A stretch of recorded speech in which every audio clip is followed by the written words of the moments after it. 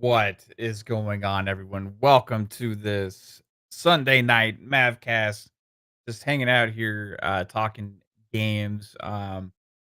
Been meaning to do more of these. I haven't done as many of the solo streams as I should. I've been playing games. I've been doing some more game streams, which is always fun to do as well. But it's good to sit here and just chit chat and hang out with the chat and go over a lot of things with the community and gaming and where Xbox is and all the current kind of topics and stuff and everything. So it's good to hang out. Appreciate everybody here showing up and chilling in the chat. You guys are awesome because I don't even say, "Hey, I'm gonna do this. I'm gonna go live here in a little while, whatever."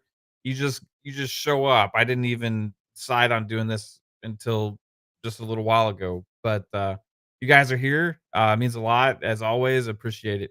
Shout out to some of the names we got in the chat right now. We got Omi Tony here hanging out. My brother Psychonauts here hanging out, the crazy one. What's up, Psycho? How you doing, bro? Spatan 13. We got Def Leopard here hanging out. Brett Bingham here hanging out. Isaac Hayes 85. Omi Tony. We got Gold Shell as well. I hope everyone is doing great. Omi Tony says that I should just become a he says I should just become a Lions fan at this point. Um I gotta admit, I want the Lions to win the Super Bowl because they've never won, as far as I think, and they deserve it. They got a good coach, they got a good team, and I think it would mean a lot for them to win. I'm a huge Cowboys fan, as you guys know. Cowboys won today in a crazy game. That was a wild game, especially near the end. But it is not. I think the Cowboy season's kind of done for. So at this point, all that does is cost us a spot in the draft. You know, but it is what it is. It's always hope for next year. Isaac Hayes says, "Happy holidays to you and the chat." Yeah, everybody here. This is a big holiday week. We got Thanksgiving here coming up on Thursday. Means the Cowboys play again on Thursday. But yeah, we got a big holiday here on Thursday. Then Friday is Black Friday with all the deals and gaming and all that kind of stuff. And then right around the corner after that, we have the Game Awards to look forward to. If you're looking forward to the show, I know a lot of us aren't excited for the actual awards aspect of it because a lot of it just doesn't make any damn sense. But what I kind of want to talk about a little bit with the Game Awards is kind of what can we expect to be shown there? Like that's why. I mean, let's just be honest. That's why we all tune into the Game Awards, right? We don't tune in to see which PlayStation games are going to win the awards. We tune in to see which Xbox games are going to get revealed. That's why we tune into the Game Awards. And other games too, like which games are gonna be shown because that's what a lot of us play, right? Is those games. Last year we had Blade shown. They revealed Perfect Dark at the Game Awards before. They've had Hellblade 2 shown at the Game Awards numerous times. They even revealed hardware at the Game Awards before. And you remember what Sarah Bond said earlier this year, like late this year, this holiday, we should have some kind of hardware announcements as well. So, with the handheld being 3 years away, at least, according to Phil Spencer, or a few years away, he says, what does that mean for potential hardware announcements later this year, this holiday? I mean, technically, it's already holiday season, right? So, anytime between now and the end of the year, we could get some kind of hardware announcement. Now, it could just be an updated Elite controller, right? Or we could get an Elite Series 3. We could get some other kind of hybrid device. We could get some kind of new console again. I don't know what to expect. But with a few years away in a handheld, I think that's kind of crosses that off the list. So, is it possible at the Game Awards we could get a hardware announcement, or around the Game Awards we could get some kind of hardware announcement? I don't know. It seems somewhat likely just because of the comments made earlier this year, but anything's possible. Xbox could not be there at all. Remember 2022?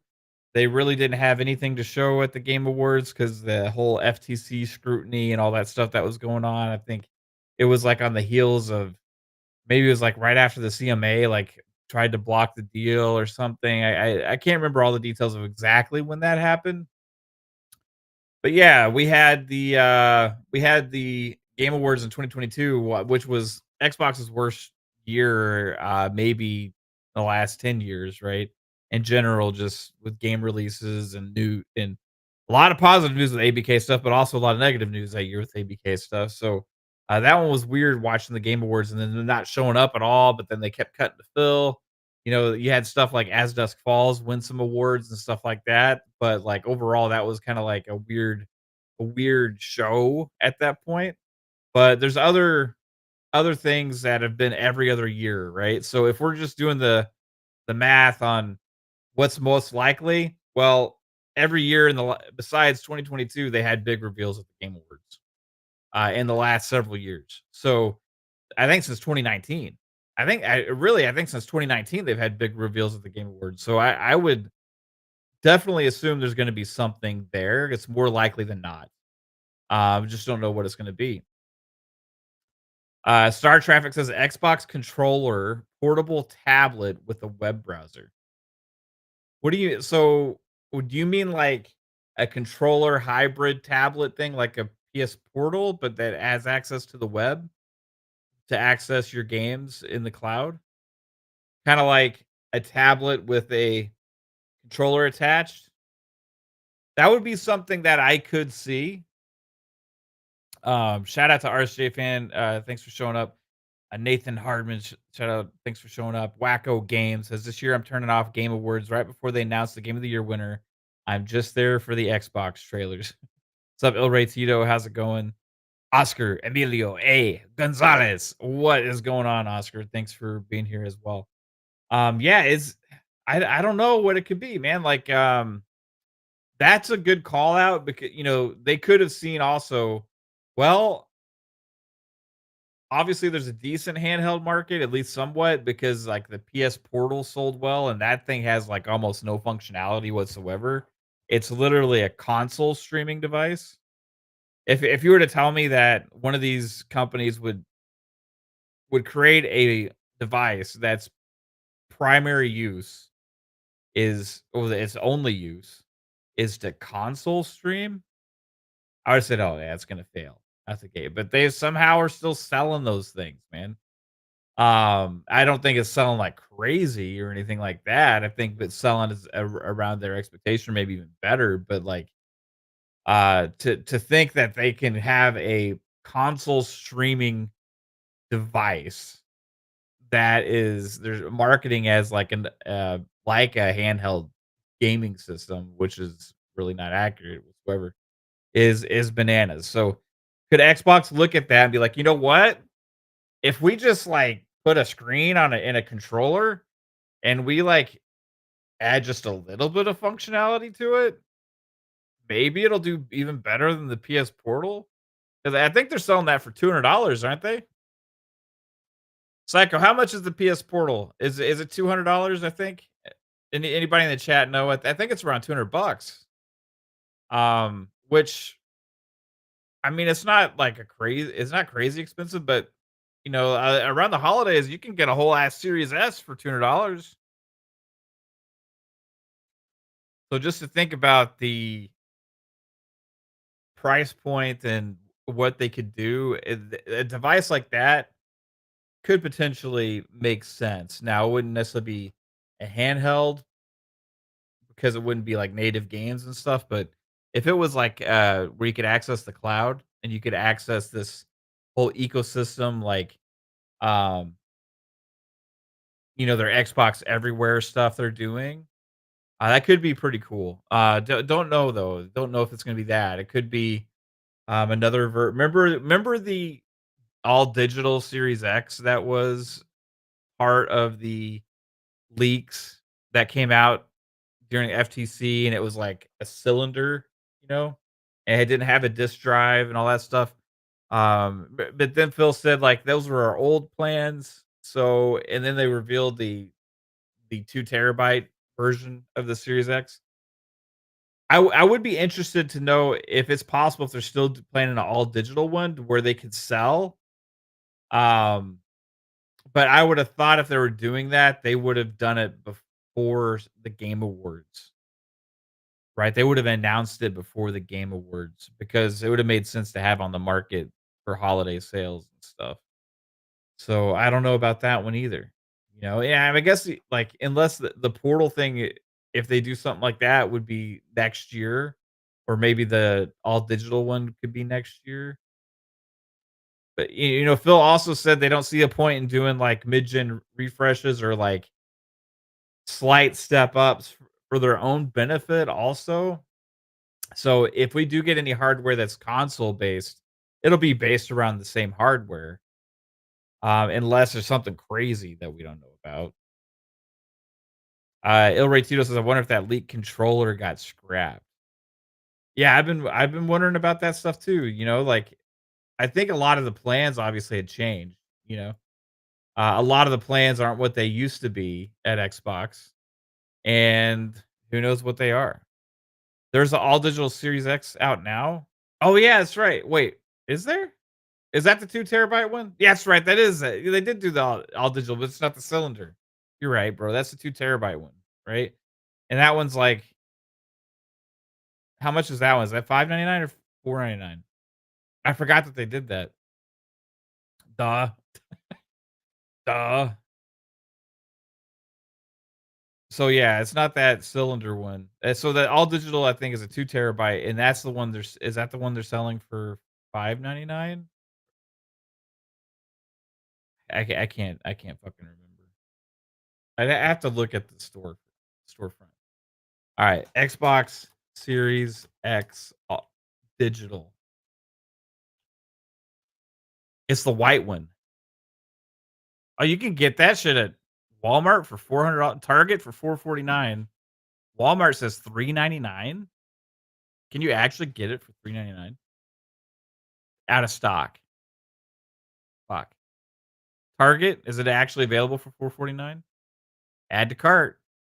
Yeah, so you can get it right now at Target. You can get an Xbox Series X white all digital for 449, and it does have a well, it still has a 1 terabyte. So it's just $50 less because it doesn't have the disk drive. Okay, fair enough. The new disc one is 2 terabyte? I haven't been paying too much attention to this stuff. I remember when they're announced, and it was like, and I remember the details when it's announced, but my memory sucks, so I haven't been looking at the storefronts for, Xboxes in a while. Abdel says, "I want the 2 terabyte Series X, but it didn't get any stock in Europe. I think Microsoft is done selling Xbox hardware outside of US." Mr. Waffle says it's 1 terabyte. It'd have been nice if they were able to just have the Series X all digital at 2 terabytes at 499. That would have been the way to go, but I don't know if they would have been able to do that because those storage drives are fucking expensive, man. Walmart for 448, Ray says. Abdel, I just bought the 2 terabyte Seagate SSD with the 1 terabyte white Series X. Nice. How much is the 1 terabyte or 2 terabyte SSD going for now? I think is that the one that was on sale for 200 recently? Or was that the Western Digital that was on sale for 200? Because I know one of the 2 terabytes was on sale for 200. White Series X should have been 399 at this point, or even 299. Well, in a normal world, right, at this point in the generation, that's what we would be looking at. But unfortunately, since 2020, the world has been anything other than normal when it comes to tech, especially as well, like in pricing on things. Um, Everything's just gotten more expensive and more expensive. Parts have gotten more expensive. Shipping, it's gotten more expensive. Like everything's just gotten more expensive. So whereas normally in a generation we would be seeing like the Series X's that were originally $500 start going for 400 or potentially even lower, who knows, right? Then you would have like, oh, if a new device comes out, then that would kind of replace the old SKU, and it would be have a like bigger hard drives, bigger this, bigger that. But they're kind of handicapped trying to like fit stuff within a palatable price point on doing too much. So it's interesting. What meanwhile, PS5 puts out a slight bump step up with the PS5 Pro, so you can get better ray tracing and stuff like that. But the price ask for that is especially because I mean it doesn't have a disk drive, so like price point, it's almost it's almost twice the price as a regular PS5 digital. Which is pretty damn crazy for what you're getting on that. I originally was like, if Xbox did that, I would get one, because I like playing on Xbox consoles so much. But with the CPU being locked kind of at the same CPU and you're not getting any really benefit on the frame rates and stuff, it wouldn't do it for me. I don't want to pay that much money for extra ray tracing or something like that. It's just not worth it, man. Like I'd rather wait and get something when it makes sense. And I think that's what Xbox's mentality is. What's up, Nate Dogg? How's it going? Isn't Flight Sim like a 40 meta? Flight Sim is an amazing game. They've had a lot of launch issues with the cloud and stuff, but like it's been different experience for different people. I don't know how many of the reviews there even are yet for it. I haven't looked since launch because a lot of people have not really been able to review it well. But it's not really about the quality of the game. It's about technical issues with the way that the game is made around the cloud and they had some like oversaturation and stuff. It's like basically it's the same thing as like if you get a game that's like, oh, we don't have enough servers, right? It was like an always online game and people can't play it at launch. It's not like necessarily about the quality of it. Also, the other thing is like with Flight Sim, you can have a shitty connection or have a worse experience if your internet isn't as good because the cloud shit isn't loading in properly, right? So if you have like crappier textures and like polygons for trees and all that kind of stuff, it's mainly because that all that stuff is being cloud streamed in. My experience with Flight Sim has been awesome. Like my experience with Flight Sim has been like a drastic improvement over 2020's Flight Sim. But I've been lucky that I haven't had all those issues. Right? I only issue I had was when they, um, when they toned down the capacity on launch day and forced the login queues, having to wait on launch day when I was gonna do my stream. Other than that, I've been able to play Flight Sim and it looks great, plays great, and it's been amazing. Career mode's really cool. Um, the free flight, being able to go around, being able to get out of the plane and walk around wherever you want, it's been amazing. So, unfortunately, I don't think we're gonna get, like, great reviews or understanding on that until people really have great access to, the game, which right now, I don't know what the current status is, but on PC, it's still TBD on Meta. It has a 80 from Gaming Bolt, it has a 85 from JX Video. Those are the only 2 reviews on PC right now showing up. So, what does that mean? I can't tell you because there's only 2 reviews, but they're in the 80s on PC. On Xbox, I'm looking for it on Xbox reviews. I don't even know if it's showing up here. But yeah, I don't think I don't think it has a 40 because I don't think it's even been reviewed that much unless it has like one review on Meta or something. Microsoft Flight Simulator. PCs. I don't even see the Xbox version showing up on the Meta. Where is it? Yeah.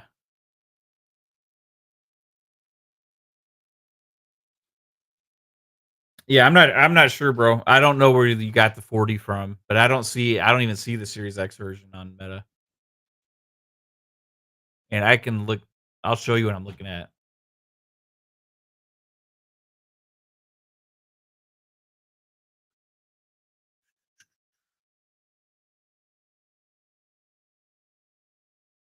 So, this was a 2020.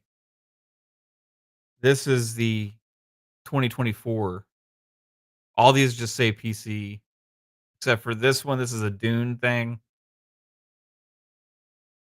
Um, Halo Infinite. Yeah, and this one is the only one that I can see has any reviews, and it's a 80 and a 85. The user reviews are like what I said. People are pissed off. So don't know. I know that Steam's players were like really upset, and they had it at mostly negative so far. But yeah, for me, like I said, I've had a great experience with Flight Sim. So I've been lucky too. Stalker 2. I've had the issue I've had with Stalker 2 is with some random crashes here and there, but most people are having like stick drift issues and stuff like that, which the developers already acknowledged that they're working on. Let me try and see if I can. Stalker 2 is mostly positive on Steam. Let's see what is Flight Sim. Mostly negative on Steam still. Let's see if it's improved whatsoever. Mm, Okay, people are starting to post that the graphics are showing up better now. If the reviews that are posted today are more positive, but I don't know. It's just gonna be up to the people. I think Flight Sim's like one of these games that people are gonna play for a long ass time, and people are gonna be happy with it. You can't really go based on like when a game launches that has technical issues, you go by the user score. It's mainly because of that, right? Especially on Steam and also on like Meta and stuff. When people get pissed off if there's like doesn't mean it's a bad game. It means it has some issues at launch, which both of these games do. Stalker 2 and Flight Sim both had issues at launch. Flight Sim's issues are different because it's mostly about the technology with how the game is made with streaming in the cloud data. But Stalker 2's just got some bugs and stuff. You know, Stalker 2, I think for the Steam community, people are saying it's like all these issues and stuff, but overall, it's like mostly positive on Steam. But I looked, I think when everybody was complaining, and it was like 80% positive at that point on Steam. That was like this day after it came out. But yeah, I haven't had the dead zone issue on my controller with Stalker 2. I don't know if it's just because this controller I'm using has absolutely zero stick drift at all, which we all know Xbox controllers are synonymous with stick drift, right? So um I'm lucky with this one, it doesn't have any. I haven't had a lot of the other things that people are talking about with Stalker 2. I've only had some random crashes, it seems like here and there. Um, but Stalker 2 is like it's not an Xbox made game. Like people are gonna criticize Xbox for things with that game, but that's a third party game that they have a Game Pass deal with, and they help support the development of. But overall, I think it's still a great game, and a lot of people are loving it. I've seen a lot of people actually really digging Stalker 2. I love Stalker. I think Stalker 2 is fucking amazing. It's like immersive. I'm having fun with the gameplay. I'm having fun exploring the world. Doing the missions, the quests, the decisions you have to make.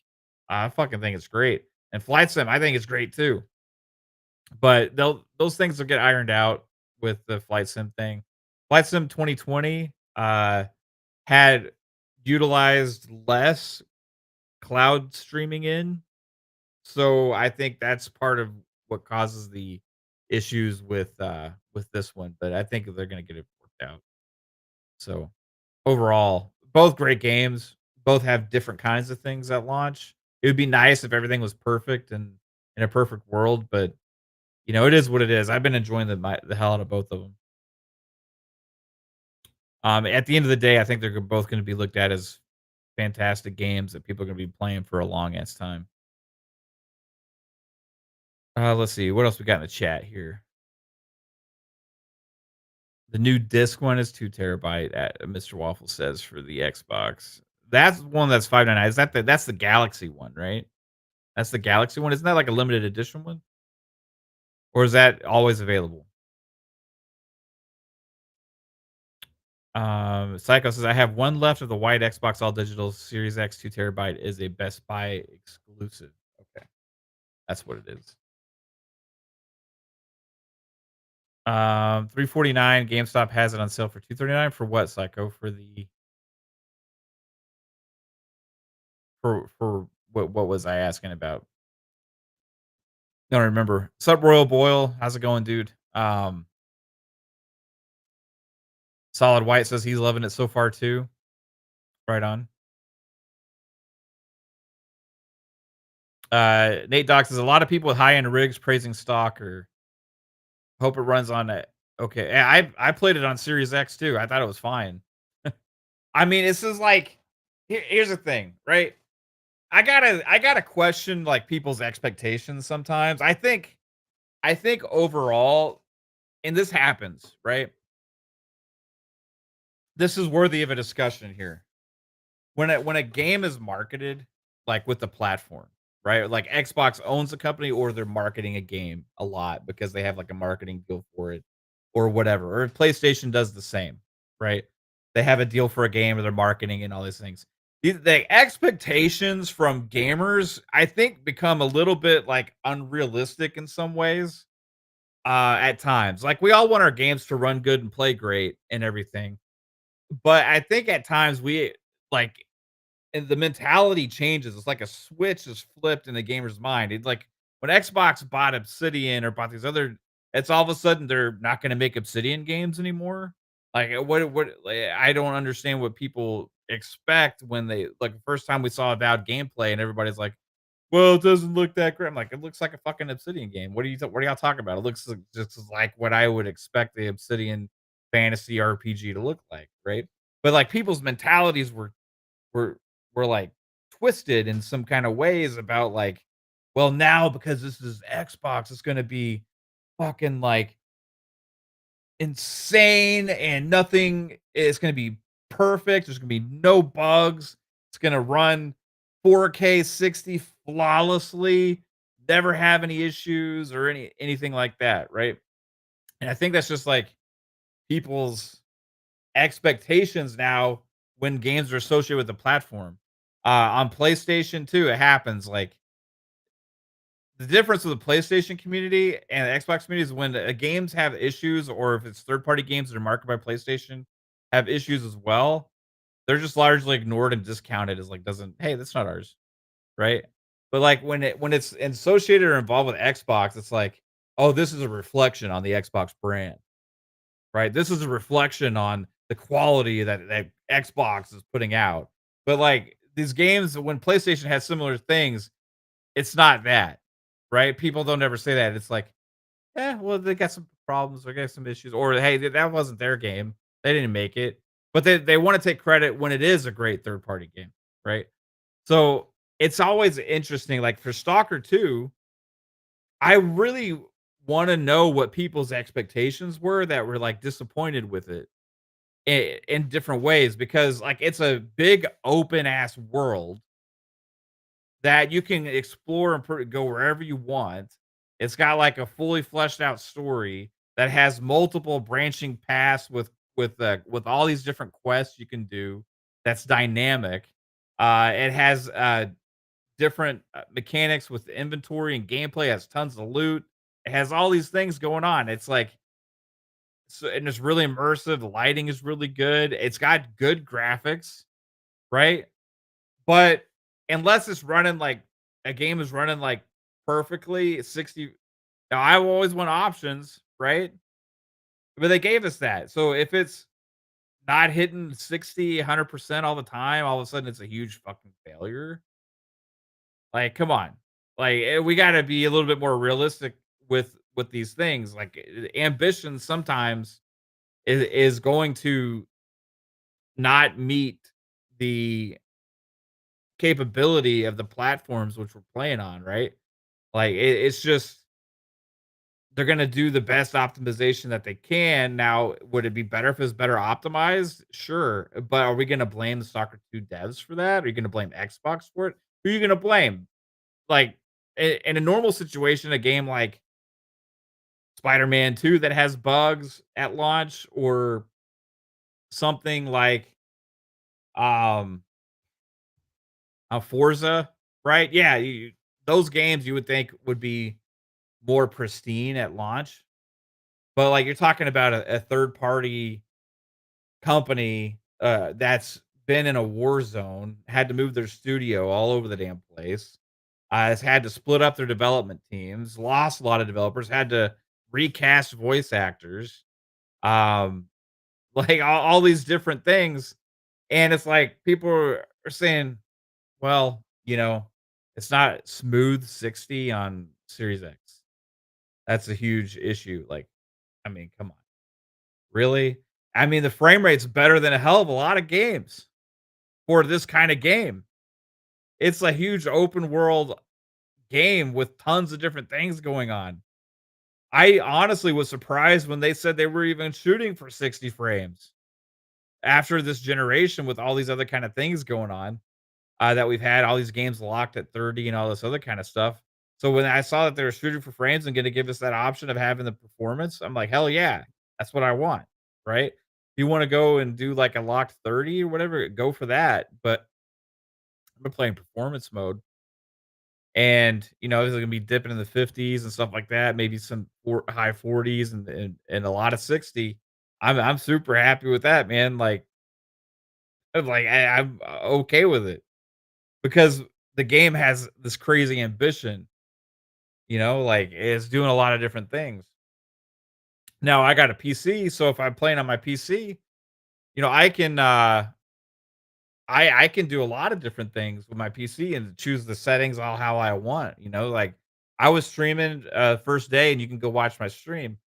I was streaming uh Stalker 2 and I had it on like just the default settings, everything that it was at, and it was probably like 45 frames, right? But it was pretty damn good. I wasn't really noticing it too much. But somebody in the chat was like, "Hey, switch this to FSR3." So I was like, "Okay, we'll try that." I switched it to FSR3 on quality, which just kind of like slightly does like a checkerboarding solution or whatever for resolution. But I couldn't tell the fucking difference. And it was like, wow. And so I turned off VSync. I turned off the capped frame rate that I had it on. I had it capped at 60. And I was looking at it like, wow, this thing is hitting like 115, 120, like is all over the place, but it's performing great. I ended up locking it at 60 with VSync with FSR3 on. It has been great. But when I switched on that same stream, I switched to Xbox. Right, I switched to Xbox Series X version in the middle of my stream to compare. It's like, wow, it actually looks really good and it's running really smooth. For the most part, I mean, it wasn't perfect. I think maybe VSync helps me a little bit on my TV. I'm not sure on that TV, but like overall, I was like, wow. But I don't understand what people are looking for. Are they looking for if a game is marketed around a platform, like by a platform holder, are people looking for that to be like a game changer every single time for graphics, for optimization, for fidelity, for gameplay mechanic? Are they looking for every game to somehow move the needle? I don't know. For me, I'm looking forward to what that game provides. Like, what kind of game is this? And is it delivering what that game is promising?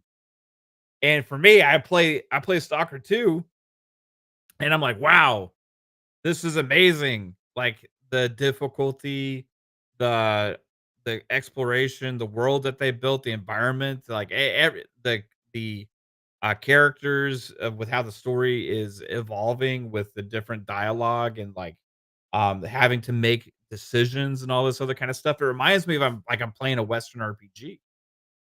It's like I feel like I'm playing like a survival hardcore shooter version of like a Bethesda game at times, right?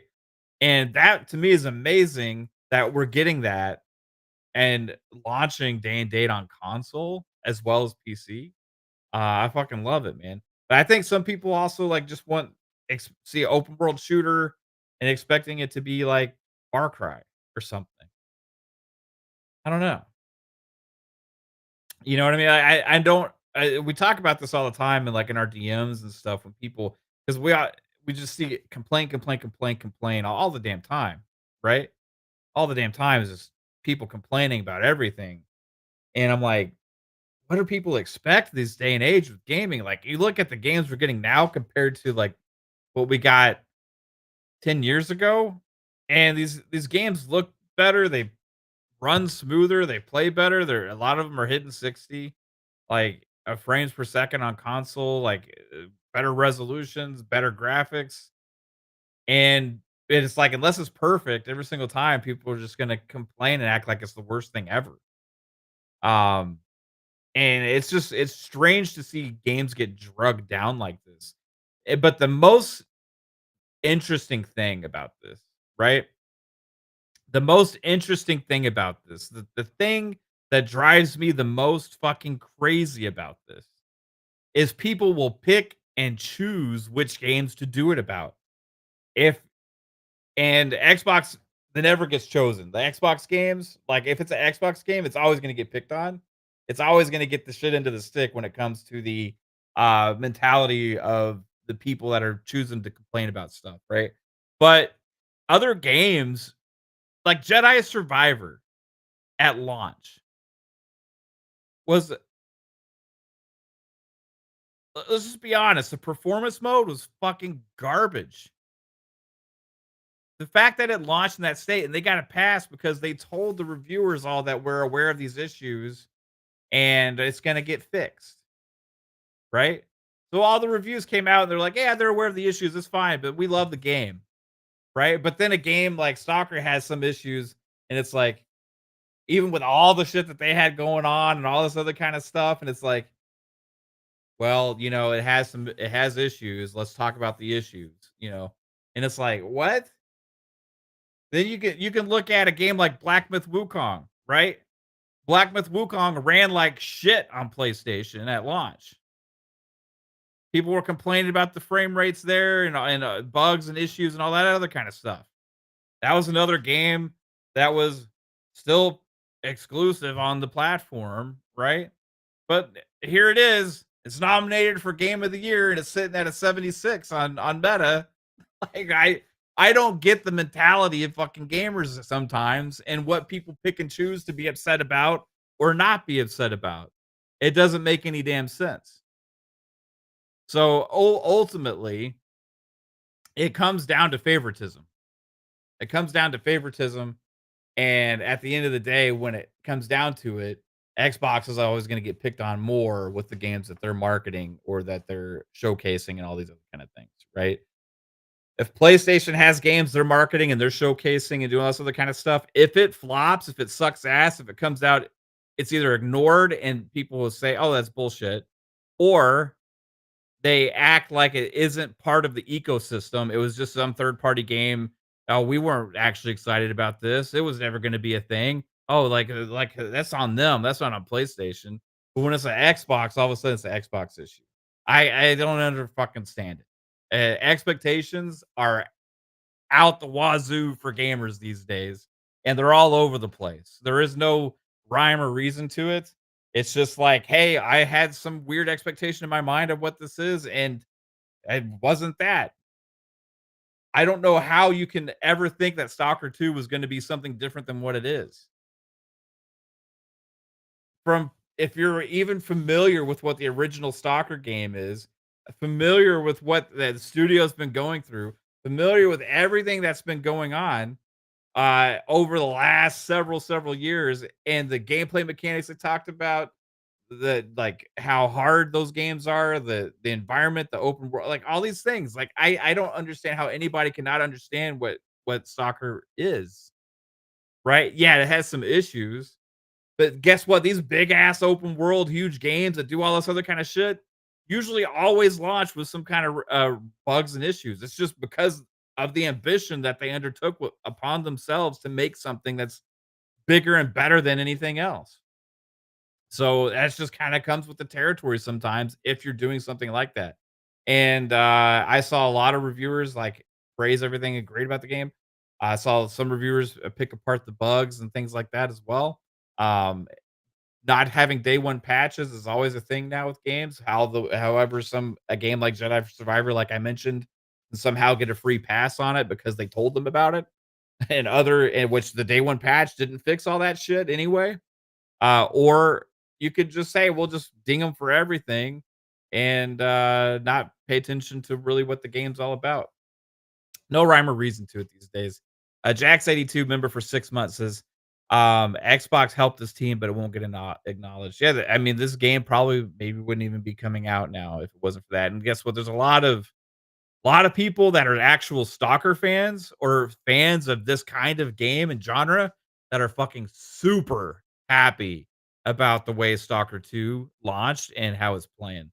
And not being a Stalker player to begin with, I'm a fan of these kind of games, open world, like slow paced RPG-ish kind of games like this, and they hit the nail on the head for me, man.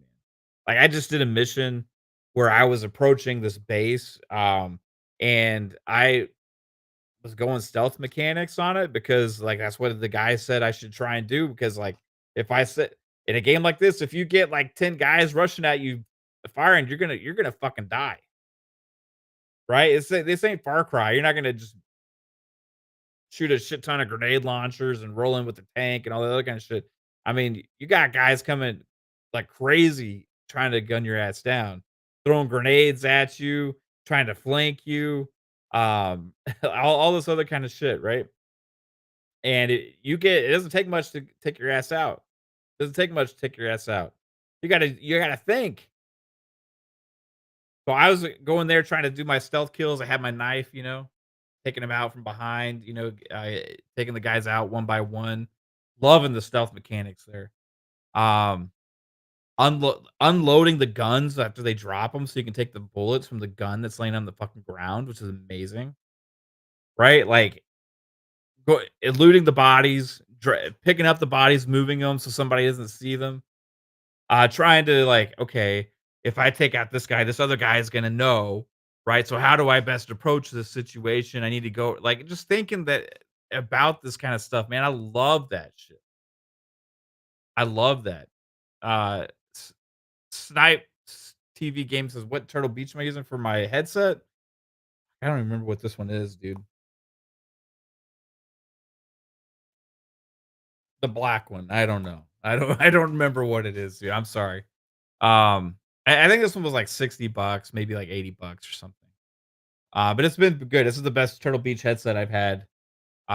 Which usually I was rocking Hyper for a while, and that headset lasted years. I had Turtle Beaches in the past, and they broke off and on, like couple different ones. So I usually stayed away, but these have been great, man. I've been using these for like maybe like 8 months now, 6 months, something like that. I really like them. Anyway, sorry I can't answer the question. I don't remember.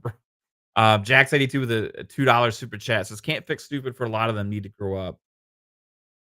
Yeah, I look at things like with different perspective, right? People say I'm too like easy on games or whatever. I don't criticize games enough and all this other kind of stuff, man. It's like if it's a garbage ass game, I'm not playing it. I don't care to play it. I'm not looking forward to it. If it's a game I'm excited about that I'm looking forward to playing. It depends on how bad it is. I haven't played a game that I've been excited about that was that bad in a long time. The closest one the reason I keep bringing this up is because of Jedi Survivor.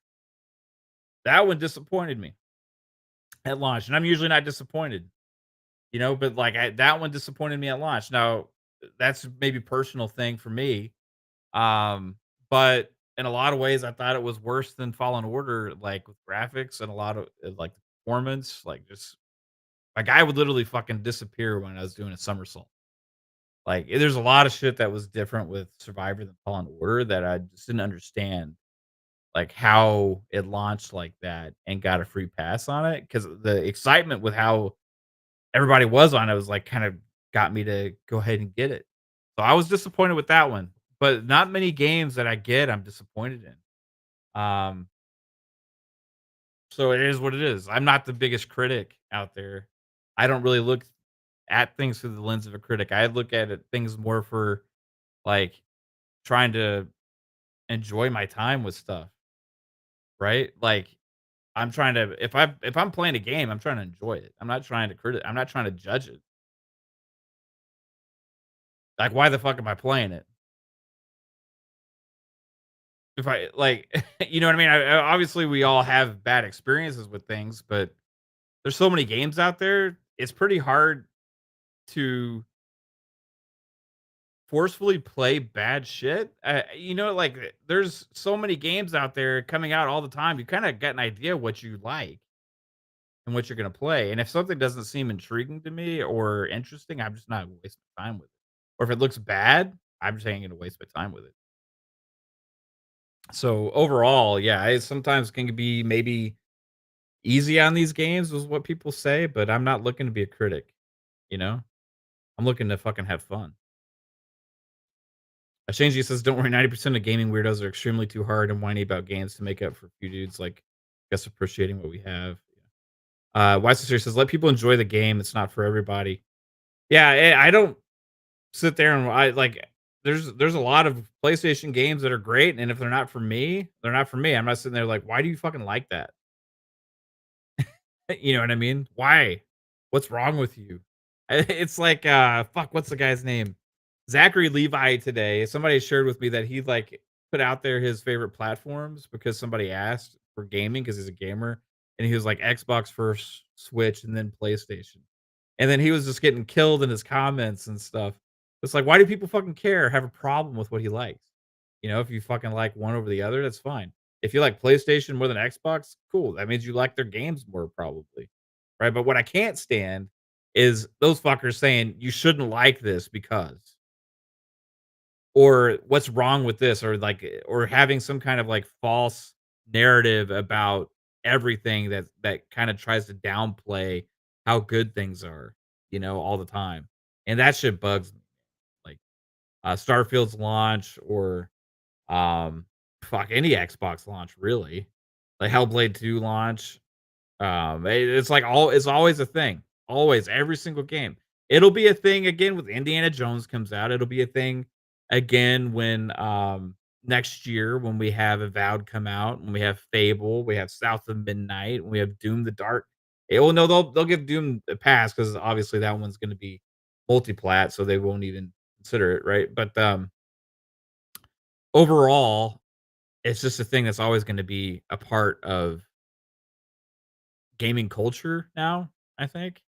I think I've learned um, that there's really not much Xbox can do to kinda change the way that the communities out there, like in social media and stuff, treat and react to things. Meanwhile, their games are still played more than the competition. So it's not really affecting things negatively for them except for one metric, which is hardware sales, right? Which is one of the reasons why they're doing everything else that they're doing. Hardware sales, they don't do well in, but everything else they're killing it. Three of the most played games on PlayStation every fucking week are Xbox IP, more so than PlayStation's games that are nominated for the awards. Like even the multiplayer ongoing games and all these other kind of stuff. Minecraft and Overwatch 2 are more played on PlayStation than uh Destiny was this last couple weeks, or also Helldivers 2. Meanwhile, Helldivers 2 is the one that's nominated for best ongoing game, which is a new game at the Game Awards, and for best ongoing category. So just let it sink in to where people actually where they're the way the mentality works, right? It doesn't make a lot of sense, but it's just the world we live in. So anyway, yeah, that was a long ramble. Sorry about that. Kind of got sidetracked about the question, and I don't even remember what the question was at this point. Sup, Berg? How's it going? Berg Brizzle in the house. Geezer Primes in the house. Jasper, Lore Master Jasper here hanging out. Lots of awesome people here hanging out in the chat. Let's see who else we got here. Called Weeb, what's up? Uh, Called Weeb says PS gives you the same regurgitated game with a different skin. It's stale and boring at this point. Yeah, I mean I think I like some more than others. I like the Uncharted franchise. I like Ghost of Tsushima. I liked the first Spider-Man. I didn't get down too much with Miles Morales. I kind of got bored with it. I don't like Horizon. Um, I don't like Last of Us. I don't like God of War. And it's not because of the quality of those games. It's just I get bored when I'm playing them. And if I get bored playing it, I'm just kind of done with it, right? But I don't get. I like Uncharted. I like Ghost. Those are my favorite franchises now. I also like Infamous, but I think that franchise is done. I don't know what they're gonna do in the future, right? I don't know what games are gonna come out that are gonna kinda, push things forward for them in different ways. Wolverine has a chance to be good. We'll see. I hope it is a fucking Wolverine game. But what I've seen so far of it, I'm not as excited for it as I thought it would be. Let's see. We got God Emperor Sofa King here. It says Final Fantasy 16 runs like dog water. Spider-Man 2 at launch was a mess. Final Fantasy 7 Rebirth ghosting, low FPS, flat 3D graphics, messy. Yeah, so that's another one. Like Final Fantasy 16's performance wasn't really criticized much from PlayStation community whatsoever, right? But they're saying people are more interested in criticizing Stalker 2's performance. I don't know why. I do like Final Fantasy 16. That's another one I did like. Um, I don't think it's should be a mainline Final Fantasy game. I think it should be a spin-off franchise because the RPG mechanics are really toned down. But as a game in and of itself, it's really good. I like it. Has a great story because the story in Final Fantasy 16 is awesome. Gameplay is a little simplistic, right? But the story is great. Sub Void Rat. Easy to have quality when every game is the same third person. Oh, y'all already know about this. The same old shit. Yeah, there's been a lot of that, man. A lot of it. I like Returnal. Okay, that was a different one, right? It's not necessarily my kind of game, but it's one that I had some fun with.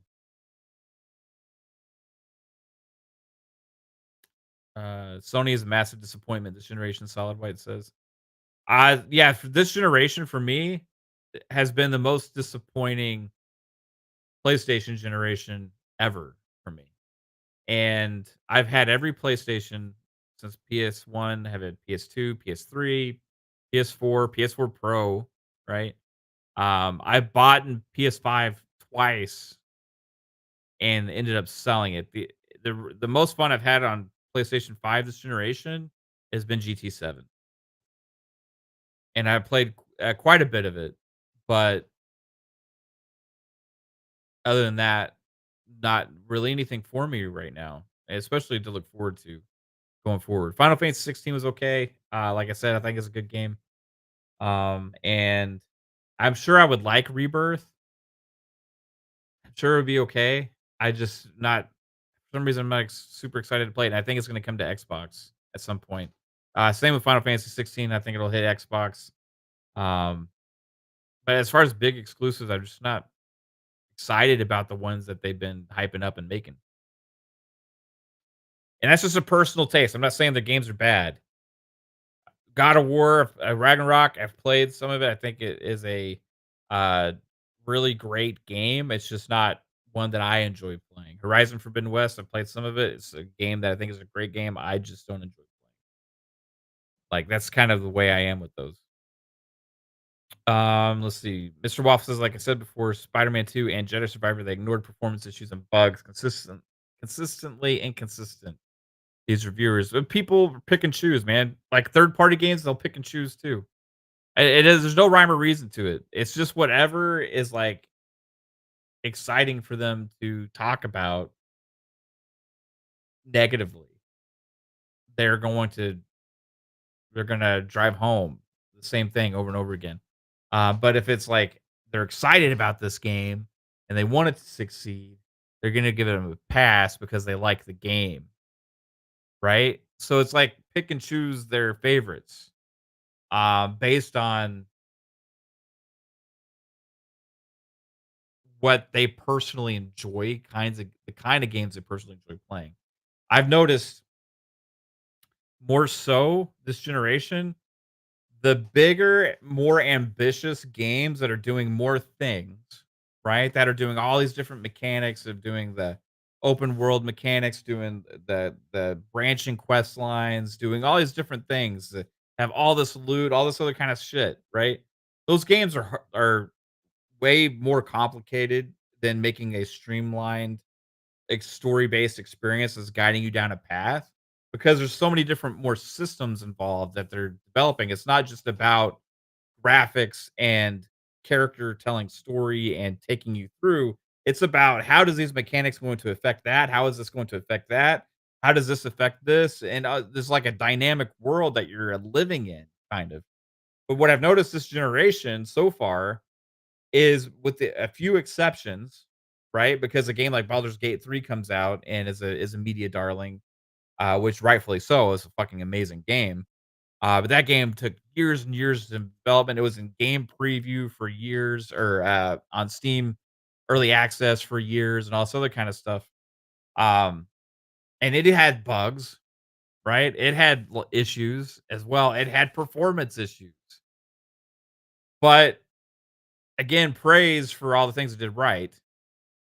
Whereas other games that are kind of like that, for some reason, they don't get a pass on those same issues. They don't get a pass on any of those kind of bugs or performance when it's not hitting a solid smooth 60 or this or that, which that's always been a trademark and hallmark of these kinds of games because they're doing so much. They are massive games that are it's that's the kind like I don't know how to explain it other than if you've been playing these kind of games for as long as I have, then you understand what I'm talking about. Like you can't judge and expect a game like a Stalker 2 or like a Starfield or a even a Baldur's Gate 3 or whatever to be like God of War Horizon. You know what I mean? They're like more limited in scope with it. Like there's reason why all those mechanics don't interact the same way. Um they make them more simplified on purpose to be able to do all the other shit that they do, if that makes sense. Anyway, Stalker fans are having a great time, Called Weeb says, yourself included. Fork One vlogs, PlayStation games are the same genre. Is that a genre in of itself, PlayStation like? You know how like Rod Ferguson was like, can we normalize getting Diablo like as a term that's being used to describe games like Path of Exile, you know? Can like, is that a new genre, just PlayStation-like?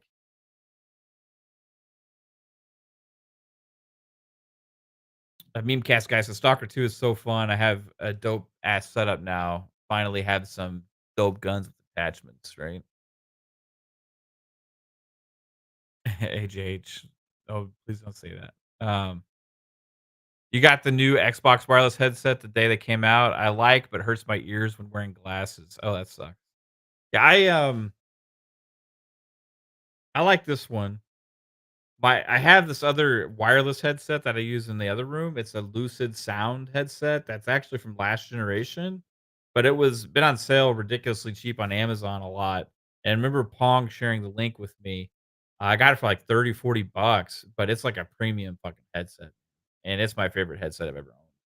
And I don't remember what it is, but Lucid Sound something. And it comes in like it's super heavy, but like not too heavy for your head or whatever. But and it has like it comes in like a heavy case, and it's just everything feels super premium on it. It's super comfortable. The audio adjustments on it are fantastic. The sound quality is awesome. Yeah, it says Lucid Sound something. Fuck, I wish I remember what it is. Maybe if Pong is lurking, he could tell me what it is. But yeah, that's an amazing headset and wireless. Stash Gordon says, "Have I played it on PC with controller or just mouse and keyboard?" I play with controller. I don't do first person games on mouse and keyboard. On PC, the only games I'll play with mouse and keyboard are going to be like strategy games and like tactics games, RTSs and stuff like that. I use controller for anything, pretty much everything. Let's see. Calby says BG3 had plenty of performance issues. Yeah, it had performance issues. It had bugs. It had tons of issues, right? That's the kind of thing I'm talking about, though. Like, get a free pass on that stuff, you know. Um, Nathan Harmon says PlayStation like to me is walking sim. Yeah, so would you say a Hellblade 2 is a PlayStation like, but then they complain about Hellblade 2 not being enough of a game, which was hilarious to me, right? Hellblade 2, here it is, like, well, the most gorgeously, uh, like, gorgeous graphics, awesome action, and definitely ramped up the level of gameplay with the, action combat. I mean, I was screenshot happy in that game, like crazy. Um, Taking you through a set path and story, all these other kind of things, but, like, it's not enough of a game for that same crowd, like, but when the first one was originally on PlayStation, it was highly praised and rewarded for the same things that it was doing the new one was doing on Xbox. Can't make it up. Telling you, can't make it up. Why is the series says Madison the promo link? What promo link? You talking about for the headset? I don't have a promo link. I don't have a promo link. I don't even remember what the model number is. I would tell you if I remembered. Um,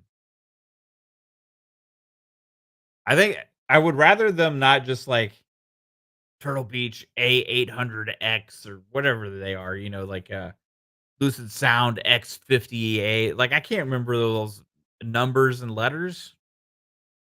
Just name it something different each time. Just completely name it something different. I don't have the memory to remember X50A or whatever the hell these things are. Elite 800 XS Supreme Air Turbo ones. I don't freaking remember that. Just call it something else. Call these the Turtle Beach mid levels. I don't know. Hellblade 2 was a walking sim for you. Put auto combat on. Well, don't put the auto combat on. Like the auto combat for Hellblade 2, like that's for like if you just want to walk sim and not play the game, that's fine. But the combat's not too hard. It's just timing based. Like it's just about timing and reading and reacting, right? So it's a lot of parries and stuff like that. But like the coolest thing about Hellblade 2 was going from cinematic straight into combat to where there's like really no change. And then having that combat sequence kind of have that pattern and flow to it. But you don't never know what to expect, what's going to happen next. And then you get new animations throughout like all the takedowns, like the vicious takedowns and all that kind of stuff. It's absolutely insane. Black Ops 6 is almost a perfect game. Yeah, but it's like not getting any credit at the Game Awards. I think it's only nominated for multiplayer.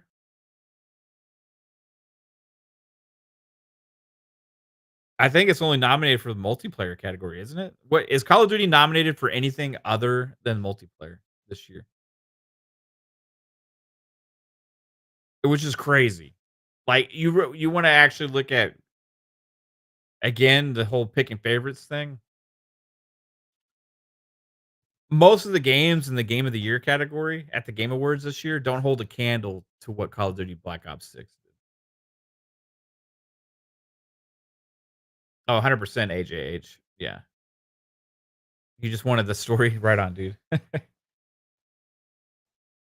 Yeah, and the I don't know. I could rant and rave about all these different things, man. Like when people are like, "Oh, it's a 3-hour game." Man, that took me 11 hours to play through that, and I wasn't going slow. I didn't have any trouble with the game whatsoever. I just went and I played it at a normal pace. I didn't struggle with any combat things. I maybe had a couple retries here and there. Yeah, I took some screenshots here and there, but and took in the world and kind of like but I was it's not like I was playing crazy slow. People saying like a 3-hour game. That's nuts, dude. I don't understand that whatsoever. People are doing do that with every game now. So it is what it is. But yeah, Stalker 2, I've been enjoying. Flight Sim, I've been enjoying. Flight Sim's amazing. If you're somebody that just likes to relax and kind of see something that's like, well, I want to create my own experience here. What do I want to do? I want to fly from Dallas to Chicago, right? I want to do it in a jet, but I wanna you can decide to fly low, you can fly high, yeah, you can land the thing wherever the hell you want, get out and walk around and check out the scenery as well. Like, it's just crazy what you can do in this game. So, I've been enjoying the heck out of that. But yeah, the gaming is amazing right now. We got Indiana Jones: The Great Circle coming up, in I think it's launching on the 9th, which is 3 days before the Game Awards. So that's gonna be good. Then next year, we're gonna roll right into Avowed, and then have South of Midnight, and then Fable. Not and these are just Xbox first parties. You got Doom: The Dark Ages. I think next year we'll have another Starfield expansion as well. And who knows what other surprises you possibly get for Xbox. But I wonder if one of the surprises we could get next year could be revealed at the Game Awards. And that's what I'm curious with you guys. Now, like we said earlier on, yeah, Towerborn, also next year, Antonio Newman. Like I said earlier on, we know that Xbox usually shows up with something pretty big at the Game Awards, right? We just had this big media blitz with Avowed. Okay. So are they gonna have a big trailer for Avowed at the Game Awards? It's possible. I think that maybe there was something Avowed at the Game Awards. We just had the huge documentary with South of Midnight. So that I do we do that at the Game Awards? I think it's something different. I think it's something different. Like last year we got Blade. What do we see at the Game Awards this year for Xbox? What game? Because even if there is a hardware thing there, I think we still have I think we still have something gaming related at the Game Awards for Xbox. I just don't know what it is. That's what I want your guys' thoughts on. What could it possibly be? What could it possibly be? Um, Now I'm thinking back to what we've seen recently, right? At summer showcase, we saw Perfect Dark, we saw State of Decay 3,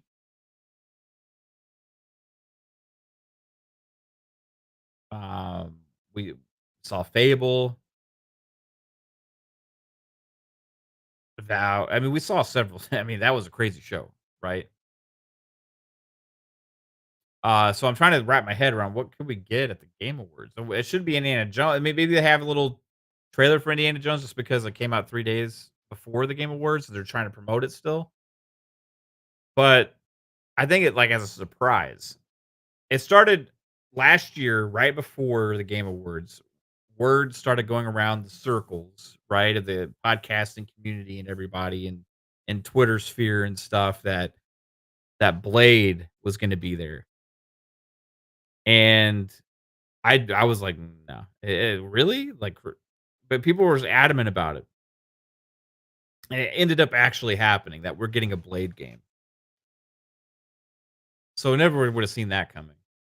So the only thing I can do is like when I'm trying to think about other stuff is like trying to think about the teams, like what studios are we waiting for reveals for?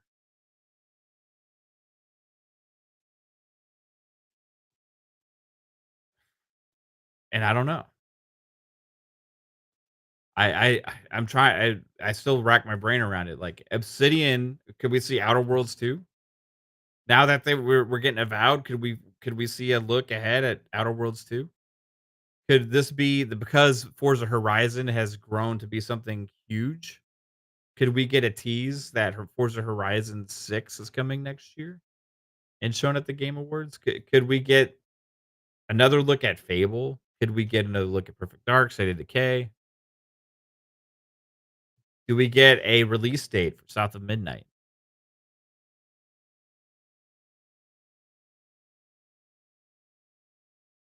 I see what you're saying, Void Rat. It might be considered gaming blasphemy, but I think Kojima is overrated. Well, what about Overdose?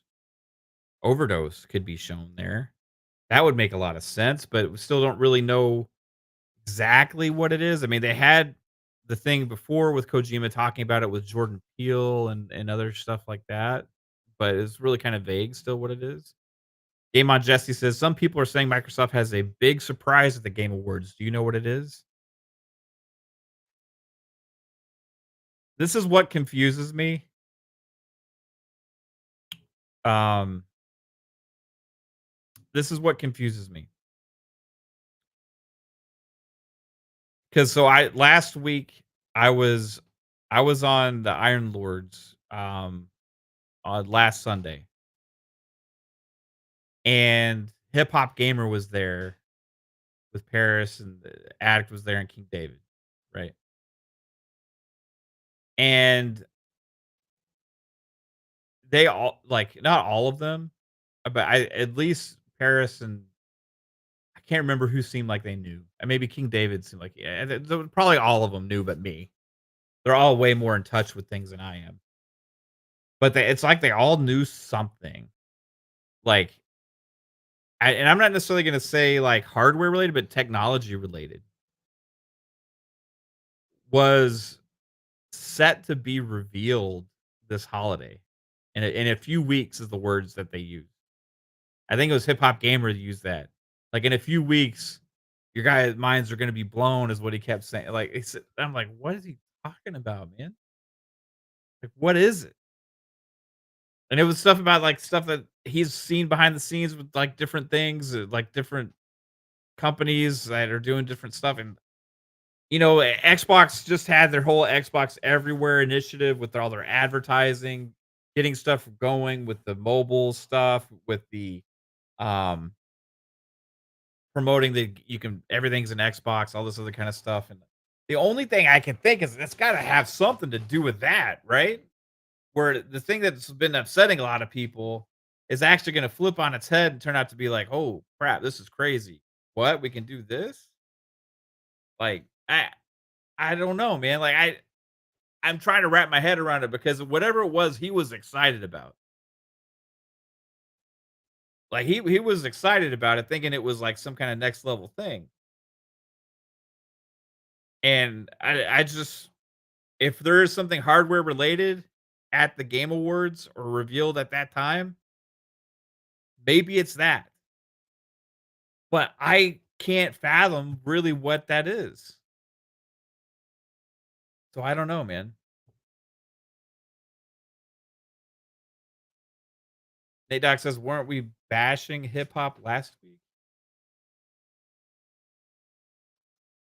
I don't did we talk about Hip Hop Gamer last week? I don't even remember. I think I made a comment on one of his posts about the PS.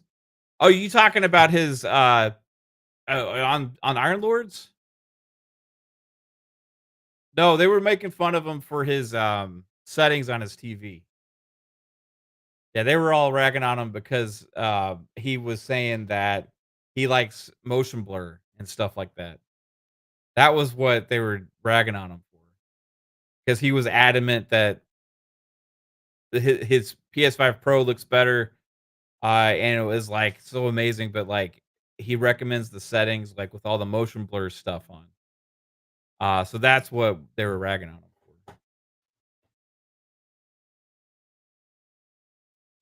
for. So that's what was going on there. But no, he was fine on the show, like, there wasn't anything, like, bad or anything like that. I on one of his Twitter posts, like, when the PS5 Pro was about to come out, yeah, he called it soap opera effect or whatever, like, yeah, like, everybody wants that. I'm like, "Oh, no, no, they don't." For the Kojima stuff? I don't even know what you're talking about, Nate Dogg.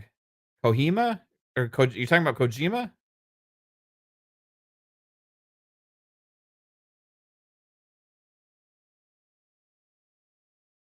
I honestly have no clue what you're talking about.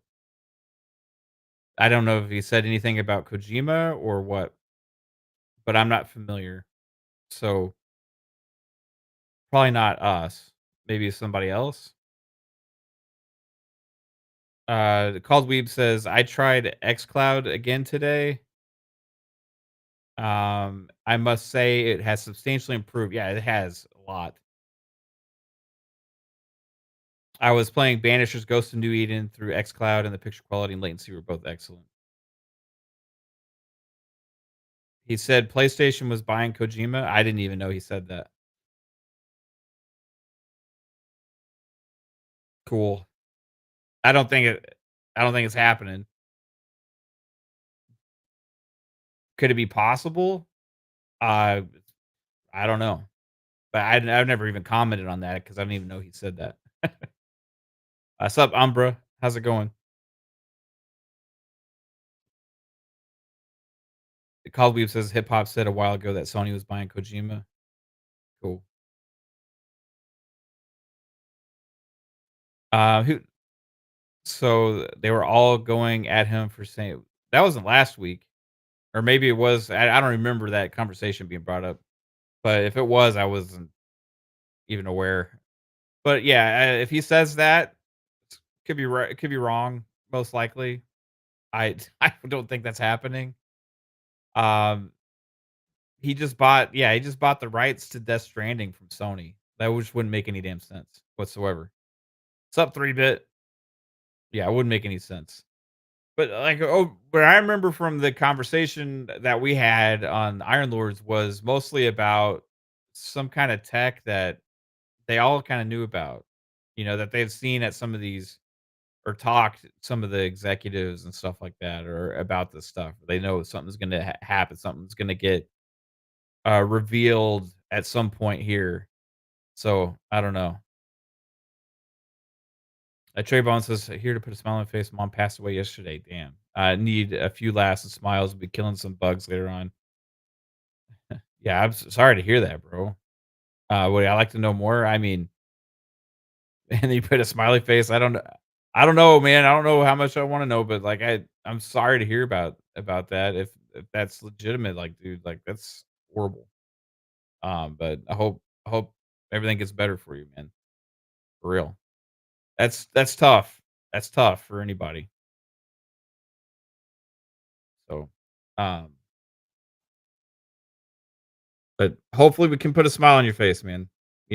Talking games and all that kind of stuff. It's all about. Like that's very sucks. Thoughts with you, bro. Um, so I just caught me distracted in the chat seeing that. I always hate to see stuff like that, man. CBH4 says Microsoft is partnership with the NFL. Didn't Kojima just buy his rights? Yeah, yeah, he did. So I don't know about I don't like know why how it would make sense, right? I don't know how it would make sense whatsoever to like for Kojima to get the rights to Death Stranding if they were being acquired. Like the logic just doesn't make sense there. whatsoever. But, I some of these guys, some of these guys, like, they hear things or they might hear stuff from different people and stuff, and some of it can be bullshit, some of it can be real. Or maybe it's just a theory or thought that they have on their own, and they can be wrong or right about a lot of times. I think sometimes when people have a thought or like a consideration or a possibility, then that is like put out there because of the individual that this is some kind of insider information or something like that. You know what I mean? When it's just like, "Oh, I'm thinking this." Like when we have speculation, right, all the time about things, and we were saying like Starfield's coming out in March and all that other kind of stuff. Like we think it could happen. We think it could happen. Like it's just because it's what we were putting all these things together, thinking of as possible, right? But maybe he's doing that with the Kojima thing. It just doesn't add up for me whatsoever. Overall, I don't care if he thinks that whatsoever. I mean, we've put plenty of acquisition theories together for different companies for Xbox. You know, I can make a case for 10 different companies right near here on the spot if you ask me to. You say, "Hey, is Xbox buying Sega?" Yeah, I'll come up with 10 million reasons why they're buying Sega. Like, because it could happen. It could be like, Bandai Namco. I'll tell you all the reasons why they could be buying Bandai Namco, because I could put the things together in my head that makes sense to where they could be doing that. But, are they doing any of this stuff right now? No, but we do know Xbox is looking towards the east for an acquisition. So if a company was to be more likely to buy Kojima, I would think it'd be Xbox, but I don't think either of them are going to be making that deal, because I don't think Kojima wants it. I am curious what's gonna happen with, is it Katakawa deal? The company that has all the manga and anime and all that stuff that owns From Software has a letter of intent from Sony to purchase them, right? So I'm that one is legitimate that they're trying to.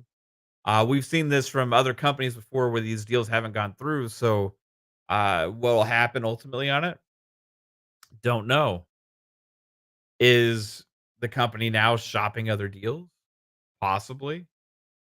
Are they negotiating or potentially going to the board back and forth about voting on things? Possibly.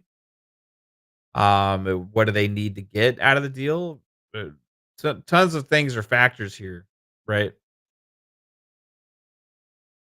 So at the end of the day, it's just gonna come down to what works for the company. I just don't know how much they're gonna need, and if they are going out to get competitive offers, I'm curious what other companies would be interested. That company wouldn't strike me as something Microsoft would be as interested in just because of all the anime and manga stuff. They're not really and have a lot there that they're rolling with. It'd be cool if they decided to roll that way, because it would add some IP or content and services to them that they can move forward with, but I don't know if that's what they wanna do, right? If you look at From Software individually, holy hell, yeah, that makes a lot of sense for any of these companies, right? I mean, From Software, legendary developer that just usually doesn't miss. Call of Duty says making those games exclusive would be as dumb as Microsoft making COD exclusive. Yeah, that's the other thing, like, I don't automatically know that every FromSoft game would be exclusive because PlayStation's already going more multi-plat in general, in the future, and they're already doing more different things, and if they wanted to continue to release games on multiple platforms, it would make sense for them to excuse it with this, and plus also it could be some kind of a part of a terms of agreement or contract or acquisition, like the Bungie deal that they company itself is allowed to run the publishing of their games and decide where to go, depending on they are able to meet certain requirements. Now, Bungie may lose that autonomy in itself, but I think PlayStation still needs the Bungie games to be successful, so they're probably gonna still release them everywhere. Again, if you look at PlayStation, Overwatch 2 is played more than Destiny, right? Their multiplayer games are really popular on Xbox, especially in the US. So the Bungie games are obvious, but Elden Ring also has a big audience across multiple platforms, and I think it's something going to grow, not diminish. So we'll see. We'll see what happens. I think ultimately, like if you look at comments like by Square Enix, where the future of gaming is going, you're going to see less exclusivity over time. Like Phil's made these comments before numerous times. Over time, you're going to have less platform exclusives, and it's just the way that gaming's going. Razor Ultron says, spitting a lot of wisdom tonight. Thanks, Razor Ultron. Appreciate you, bro. Um, Poison says, I should ban that account for you not responding to Mav and not doing anything about Satya. What do you mean? I'm lost. What are you talking about, Poison? Which account? You talking about 3-bit? You gonna ban 3-bit? Go ahead and ban 3-bit. He deserves it. You can blame him for everything.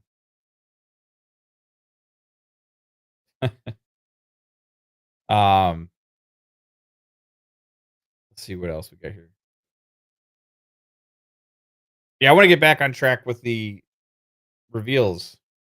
Man, I keep getting sidetracked. What do you guys think could be shown at the Game Awards for Xbox?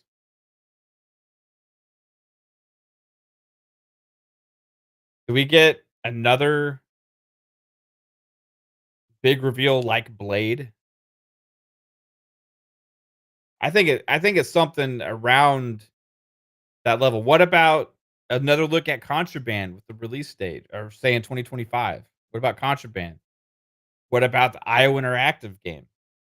Either well, I don't know if they're I think the Bond game is first, but then there's Project Dragon.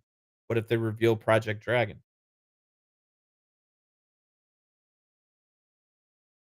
AJH says Arc 2.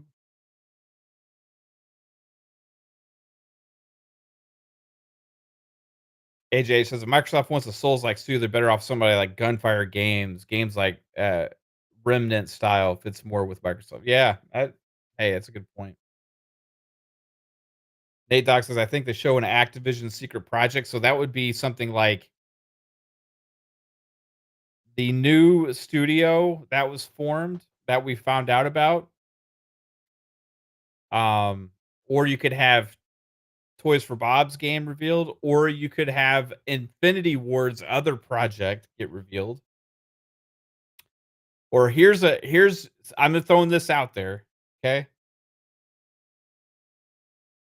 Because I remember earlier this year there was an interview with Tony Hawk saying there was stuff that was going to be announced for Tony Hawk. We haven't got anything yet, but I don't know if he was talking about it this year. He said stuff's definitely in the works. So what if we got a new Tony Hawk game announcement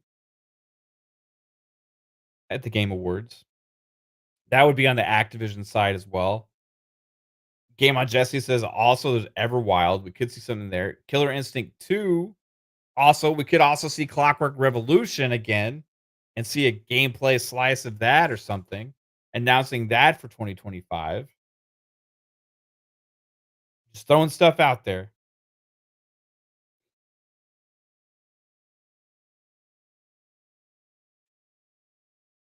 Because there's lots of possibilities. Like you have the Game Awards right around the corner. You have Dev Direct. Then after that, you have Summer Showcase again next year. There's going to be a lot of awesome stuff to look forward to at all these shows. Christopher K says Banjo. Walt Diggity says Killer Instinct 2 would blow minds. That one would be huge.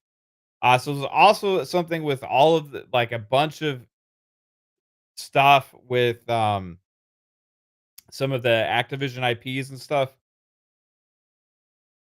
They got like database updates and Steam and stuff like that. So like the Transformers games got like new screenshots and all these other kind of things on Steam. So there's been a little bit of smoke that maybe some Transformers gets shown or revealed. Maybe those games. What if it's a big, huge release of back compat ABK games? What if they announce fucking StarCraft for console or a brand new StarCraft? Or what if they announce like, hey, StarCraft 2 remastered coming to PC and console? Remember, there's also the Warcraft treasure trove thing that released. What if they could announce that for console as well? There's a million different things. That's the crazy thing with Xbox is because they have all this stuff going on, right? Like they have all these things going on. You could like you could have a fishbowl just full of announcements and trailer possibilities and game release date reveals. Or like you'd have a fishbowl full of just little pieces of paper, like the fortune cookie size little pieces of paper. Just you can shake it, you can pull something out because they have that much shit that they have at their disposal. I don't know how they pick and choose what to show when they show it. It's got to be a madhouse there. It's got to be a madhouse going on in Xbox with Matt Booty and these guys trying to figure out when the games are going to release, when they're going to show them, what's going to be ready to show when are they going to do the the documentary style things? When are they going to do it? Like they're doing everything. People, we've been criticizing Xbox marketing for a long time, but let's just put this into perspective for real. Like this last few months, Xbox has been fucking killing it. We got South and Midnight stuff. You just had this huge Avowed media blitz going on. Like just thing after thing after thing. You had that amazing Stalker 2 documentary about the development of it in the war zone in Ukraine, and then the studio moving to I think they moved to Czech Republic. I can't remember exactly where they moved, but like all these things, like they're constantly having something, right? And you look at Avowed, when we were talking before about Avowed and how people reacted to the first time that they saw the gameplay. But then after the other day when we saw all these previews drop for Avowed, new details, your Parasilly's doing all these interviews that he's doing. You have all these other things, all this new information, new screenshots, new videos, and all of a sudden the script is flipped. All these previews on Avowed is like, wow, that game looks actually great. Oh, this is a scratch that's I needed to itch, and I'm glad that this game is being made. And everybody's like, oh, this is a gamer's nerdy ass RPG through and through and stuff like that. These are things that are being said about Avowed now, right? It's they turned the tables on that from the original perception that people had after they saw the first little gameplay snippets where everybody overreacted about stuff that I thought looked pretty damn good to begin with to where we're at now. Right? Now you got like all this positivity. So, will people still be positive? Are they gonna shit all over it when it comes out? Who knows, right? It's the world we live in. We talked about it earlier. It's hard for Xbox ever to get a win in the sentiment of gamers. If it's not hitting smooth 60 and it's having like 50s and stuff like that with its performance mode or whatever it has at launch, and are people gonna freak out and kill it over that like they do with a game like Stalker 2? I don't know, right?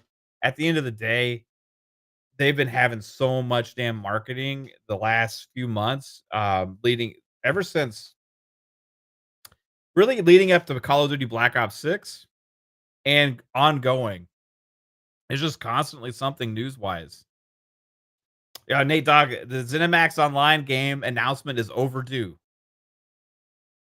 The last couple of years, we thought that the game had a potential to be announced. They talked about that game specifically during the acquisition roundtable when they announced Cinemax Bethesda to the fans and went around to all the studios. They talked specifically about how that's the most exciting thing and the biggest thing they've ever worked on before. I know for a fact there's some developers that work for the studios that are working on those games that are extremely excited. And I remember last year when they said that this was going to be a huge year for that studio. They said that this was going to be a huge year. They said that publicly on Twitter that this was going to be a huge year for that studio for ZeniMax Online. Yet, we got the expansion, the Gold Road, which was a big deal, right? It's a big deal for Elder Scrolls Online. But I think that whatever the big game reveal ended up getting pushed from the Summer Game Fest, Summer Game Showcase, into potentially holding it for something else. Now, why would you hold something like that for the Game Awards and not do it at the Summer Show? Because it is an MMO, it's going to automatically be a multi-platform launch anyway, and the Game Awards is more of a multi-platform targeted audience. So, potentially, you could be onto something there, Nate Dogg, 100%. We've talked about this numerous times in the past.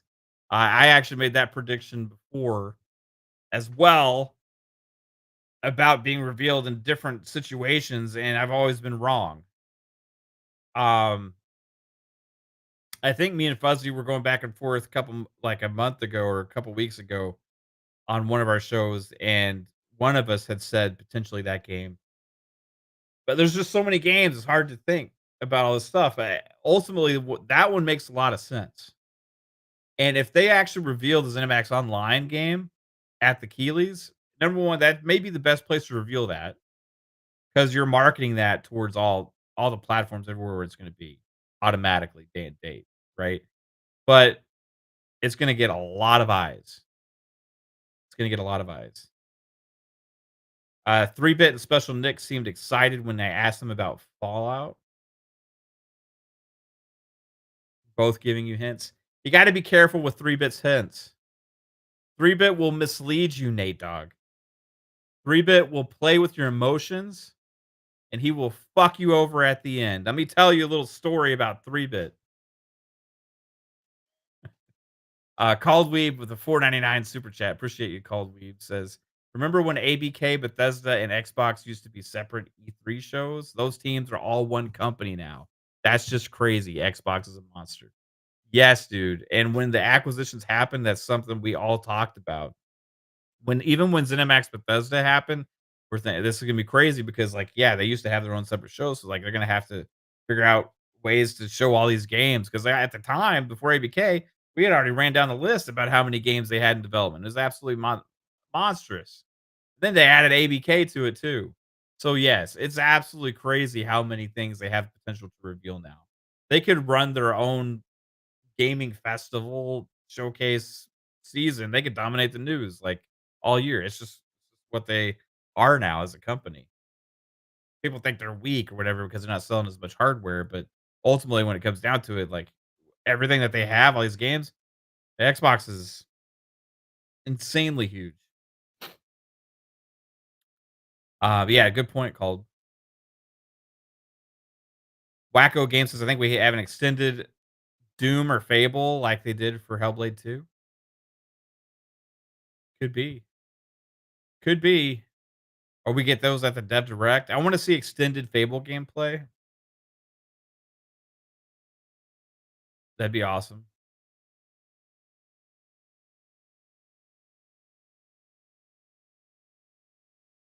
Let's see, Keighley should just call it the Sony Awards and be done with it. They finally have enough studios to always be putting out a legit game. Yeah, I mean, look at next year alone. And that we talked numerous times about the only ones the ones we already knew about. Remember everybody talking about a game a quarter? People aren't really associating the fact that that was before Activision Blizzard. They were targeting one a quarter before ABK.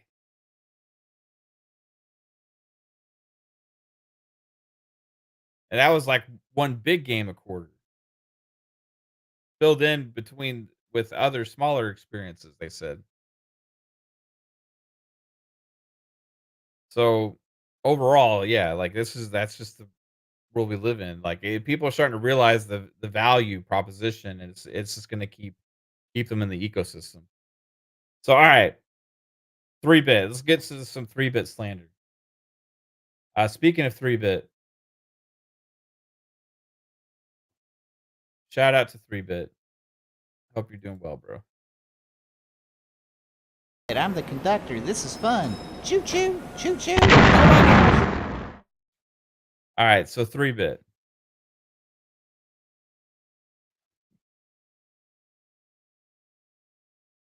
I remember, but like this was years ago. Like I'm talking about around the time when what's the fucking Square Enix MMO shooter game out not out is it called Outsiders? What the fuck is that game called? I liked it. Out what's the game called? Fuck. It was a Square Enix published game made by People Can Fly. I remember all the details about this game other than the actual name. Outriders? Outside what the fuck is the name? Ah, god. Anyway, the People Can Fly Square Enix published game that was dropped into Game Pass day and date. Remember that game, everybody? That had server issues. Outriders. Thank you.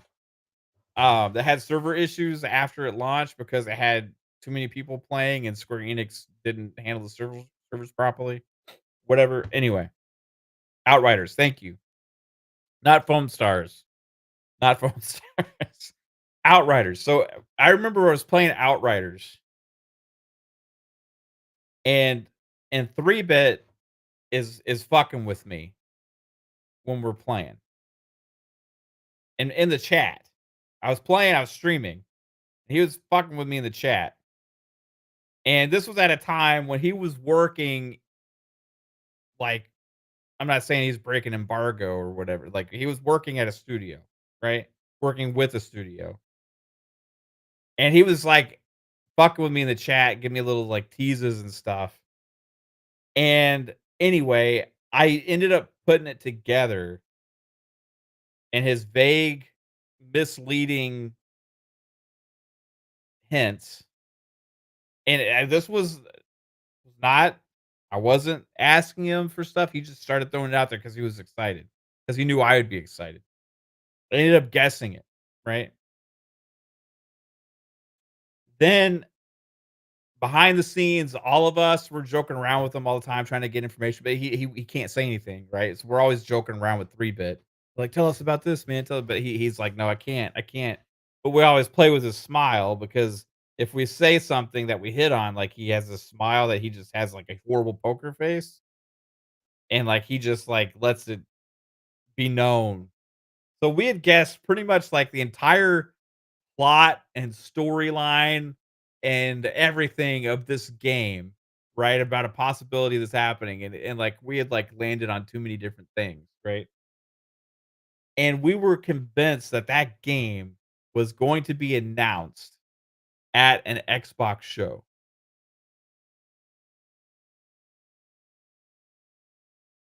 but it never appeared. Turns out it was for other reasons. Wasn't his fault, right? But anyway, he could never tell us what it is. It's always through like mental manipulation with him and where like we could get him to like give us these little smile cues by fucking with him so much and putting them like it's like we would shine a light on him and watch him sweat, you know? But he's other times he's fucked with us because he knows we do this. So he'll drop little other random hints sometimes. That's just like the vaguest of nugget. And we're like, no more, no more. So I'm warning you, even though it may be legitimate or whatever it is, it could come back to bite you in the ass. He has that. He has the capabilities to get your heart and your hopes up, but you might feel let down at the end of the day. Because I remember after that show, we were all like, "What the fuck, 3-bit?" That's where the whole blame 3-bit thing came from. If y'all don't remember, like, if y'all don't know where the blame 3-bit came from, it was from that time when we were asking why this game didn't get announced. We all blamed him for it. That's when I just remembered. That's where Blame 3-Bit started, was at that time. So then we just started saying it randomly in chats and stuff whenever anything bad happened. So, Blame 3-Bit, everybody. I'm the conductor. This is fun. Choo choo, choo choo. Oh my gosh. 3-Bit. We do love 3-Bit. You still look at his face to see if he has a poker tail thatch? Yeah, he is a horrible poker face, man. He's worked on it some, he's gotten better. Um, he's gotten better, but I know his tells so well. So, like, if he's on the panel and we're not even talking to him, but I'm having a discussion with somebody else, he'll know I'm watching his ass, like, and he'll catch me sometimes. This is stuff that happens, like, behind the scenes, you guys never even fucking hear about this stuff. But, like, we'll be talking, like, me and Pong or something, or Fuzzy or something like that, right? Or Pong and Fuzzy or Pong and Psycho, or whoever, they'll be talking, and then I'll just, like, catch in the corner of my eye, like, "Oh, shit, 3-Bit knows something about this," right? So I'll just start staring at him, and then I start laughing, and that's when I know I got him, when he realizes that I caught his ass, because he'll start laughing without me knowing I'm laughing at him. Like, he'll know I fucking saw it. I saw him trying to hide something. Like, this happens all the time.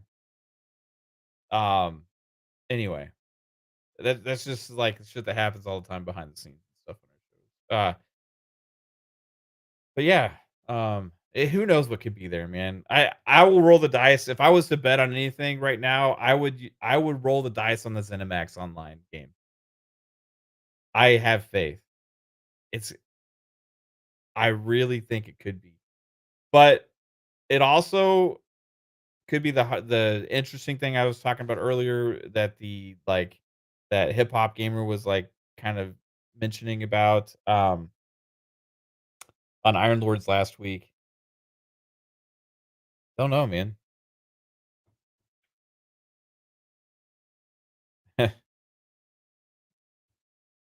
Oh, it's funny you say the name Sarah, Nate Dogg.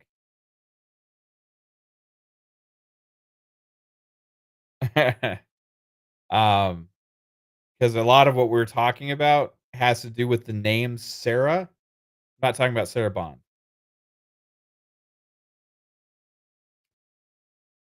Do you guys think there's a possibility?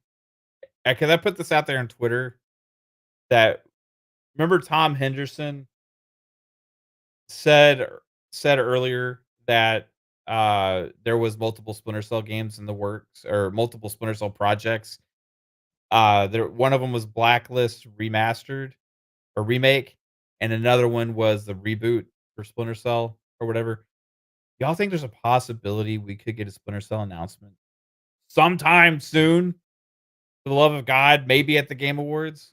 Hopefully. Just putting the energy out there. Why not? It won't be contraband. It is never contraband. It's never contraband. It's never ever wild. It's never Splinter Cell. Um, we finally got an updated look at City of Decay, so we can't say that anymore. We finally got an updated look at Perfect Dark, so we can't say that anymore. But yeah, there's several games that just never get that's always predicted that never get shown. Beyond Good and Evil 2. Where the hell is that? Anyway, did you guys like the Avowed footage they showed and all the new news on Avowed? I'm excited for it. Hope you guys are too. Maybe it's a updated look at that again. I that's one I think we could get a trailer for though, but not necessarily like a big look. You know what I mean? Maybe they have like multiple things at the Game Awards this year. Maybe they just dominate the Game Awards without having a lot of games because they missed a cutoff for the actual awards, but they have all the games people are gonna be looking forward to playing with the reveals. That's usually what happens. All right, guys. Well, this was a fun stream. How long have we been going at this? Let's see. We've been at this since I don't have my shit open, so I don't even know how long we've been live. Since 7:30, a little almost 2 hours. Bad looks great, but not my kind of RPG. Right on, dude. Right on. It's good to know what you like, right? It's good to know what you like. If you're not into it, if you're kind of seem like it's not your thing, probably not going to be your thing, right? Maybe something at some point will change your mind on it, but it's good to know the kind of games you like. That way you can have your expectations in check on the games you decide to play, right? Xbox will have multiple things for sure. Avowed looks good. Print screen says. AJ says, like I said last time, imagine making a stealth game set in broad daylight. Yeah, no shit. Avowed looks awesome. Matthew Gale says, yeah, I'm really looking forward to it. I thought I think the latest showing of Avowed was awesome.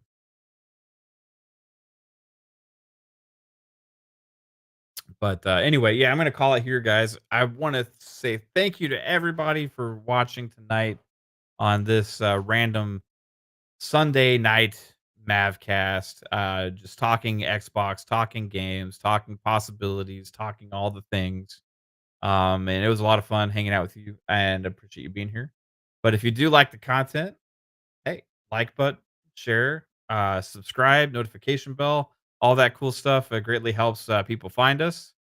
And I'll see y'all tomorrow night. We'll have FSP at 9 p.m. Eastern time. We'll look ahead at the games released for the week. There will not be a PM in the PM on Thursday because it is Thanksgiving. So we will not have PM in the PM next week, but we should be back for Friday night's Xbox Ultimate podcast. I think we'll see what everybody's doing. I don't know what the availability will be for everyone and stuff. So as of right now, Friday night show next week is still a thing. But ultimately, other than that, don't know. Uh, okay. Oh, we got breaking news from ya baby Fava before we get out of here with a $10, very appreciated. With a $10 super chat. Says breaking. Bloomberg reports Sony working on a handheld capable of playing native PS5 games, looking to compete with Switch 2 and upcoming Xbox handheld. Interesting. Well, we already knew that PlayStation was rumored to be working on a handheld also. That's been kind of rumored around for a while. Um, Switch 2, we know is going to be a huge hit. Would it make sense for these companies all want to kind of cash in on this handheld market? Absolutely. Upcoming handheld seems like PlayStation doesn't want Xbox to be the only big platform tech giant whatever to I don't know like a big it's like Switch 2. I don't know how capable it's going to be. So I don't know the way to word high end gaming platform handheld device. It's like the Switch was probably the best handheld like that's ever been for a long period of time until we got all these PC handhelds.